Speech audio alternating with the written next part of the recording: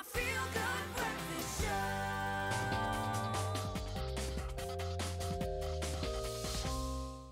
Welcome back. It is your Feel Good Breakfast Show Expresso on SABC3. Now, if you're like me, you're probably planning your next holiday, and I'm thinking of going to Dubai, because apparently, if you have traveled overseas, of course, one of the cities that you might have encountered is the 7th most visited city in the world, and that is, of course, Dubai. And they say while you're there, why not stop by for something to eat? Because Dubai is one of the most popular destinations to visit for the over 15 million tourists who travel there every year. And when it comes to dining, Dubai has it all, thanks to a number of weird and wonderfully themed restaurants. Because, I mean, it is a melting pot of culture. It really is. Modern and old, as Ewan has proven to us. And they've got a couple of restaurants that really do stand out. And I think we kind of think of them as maybe being a little bit old school, but man, have they become progressive. I'm going to fly through a couple of the restaurants now that might get your inspiration going. But there really are some very interesting themes. And I'm going to kick it off with the Aprons and Hammers. This is a crab shack. I know, it's brilliant.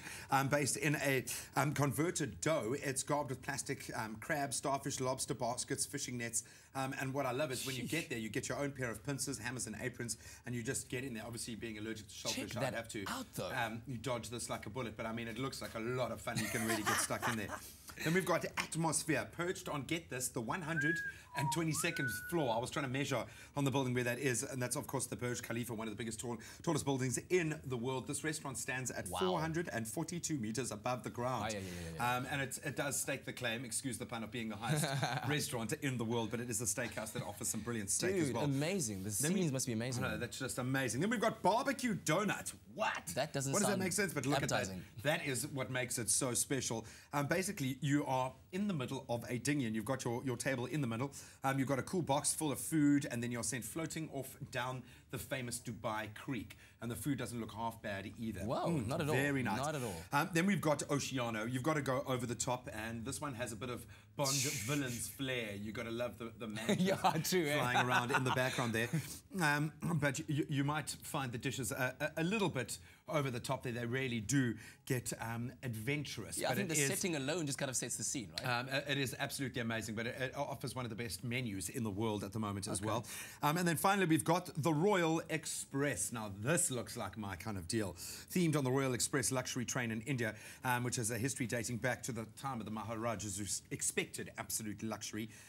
It is, I think, a culinary experience, bar none, but you get a bit of old school as well as a complete new taste of what it is to be incredibly rich and famous. Yeah, man. I mean, who says you can't have fun while you're dining as well? All those different themed restaurants out there. And of course, you can enjoy the flying experience even more when you're heading to Dubai by routing through London and spending a few days in this royal city. And you can, of course, also collect Avios flying with British Airways, as you collect 1 Avios for every mile that you fly. You can also rent a car to explore the city with Avis and collect even more Avios. And soon, you'll have enough to use for a free flight on your next local or international travel destination, whether it's holiday or business or whatever you'd like it to be. Start racking up them Avios. Indeed. Well, right now it's time for us to explore a little bit more of Dubai, as Ewan got to do. I mean, we are super jealous, but I mean, he brings us all of the stories from there. Take a look.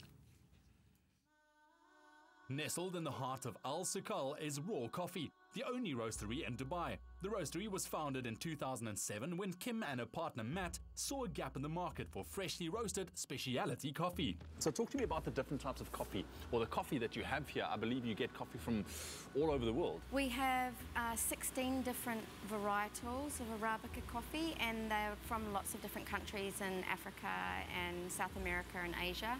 Yeah, it's really beautiful specialty grade coffee. So how do you tell the difference between Arabica coffee and the other types of coffees out there? Arabica is one varietal, Robusta is another. Robusta has a lot of caffeine and Arabica has half the amount of caffeine. But Arabica grows at high altitude and it has a lot of flavors that you can compare to wine. So you can describe more than 800 different characteristics similar to wine. Raw Coffee prides itself on the fact that its coffee is not only organically grown, but also complies with fair trade standards. This is where we roast. Ah, the magic happens in here. The roaster, it's a beautiful roaster. It's a 18-kilo roaster. We can roast 15 kilos at one time. Here we've got some coffee that we roasted this morning. There's the Ethiopian. This is already blended. We've got a Guatemalan. And we've got some Kenyan coffee here. I thought you might like to roast your own coffee. Absolutely. What do I do? Bring it up here, pop it in the hopper for me. Easy as that.